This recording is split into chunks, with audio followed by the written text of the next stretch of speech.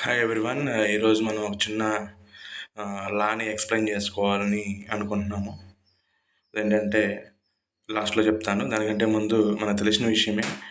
మన Indian toilets అన్నీ కూడా ఎక్కువగా బ్లాక్ అవుతూ ఉంటాయి due to some wastage of items ఏవైనా కావచ్చు. లోపల అవి ఇరుక్కుపోయి బాగా బ్లాక్ అయిపోతూ ఉంటాయి.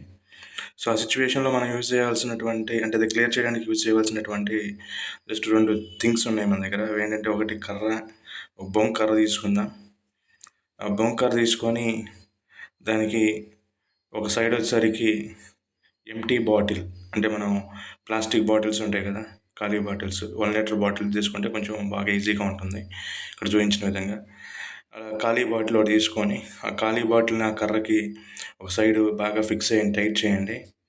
ఆ టైట్ చేసిన తర్వాత ఆ టోటల్ అరేంజ్మెంట్ ఏదైతే ఉందో, అంటే బాటిల్ అలాంగ్ విత్ ఆ కర్ర, ఆ 2 తీసుకువెళ్ళి బ్లాక్ అయినటువంటి ఆ టాయిలెట్ ఏదైతే ఉంటుందో ఆ టాయిలెట్ లోపల దాన్ని 4-5 సార్లు బాగా డిప్ చేసినట్లయితే, అంటే బాగా లోపలికి బయటికి తీసినట్లయితే, డిప్ చేసినట్లయితే ఆటోమేటిక్గా దాని మీద ప్రెషర్ యాక్ట్ అయ్యి టాయిలెట్లో ఉండేటువంటి ఆ బ్లాకేజ్ అంతా కూడా లోపలికి వెళ్ళిపోతుంది. అయితే చాలామంది ఏం చేస్తారంటే లోపలికి ఏదో సువ్వలు లేకపోతే ఏదైనా కర్రలు పెట్టి డిప్ చేస్తూ ఉంటారు, చిన్న చిన్న కర్రలు పెట్టి. దానివల్ల పాసిబిలిటీ లేదండి, క్లియర్ అవ్వదు.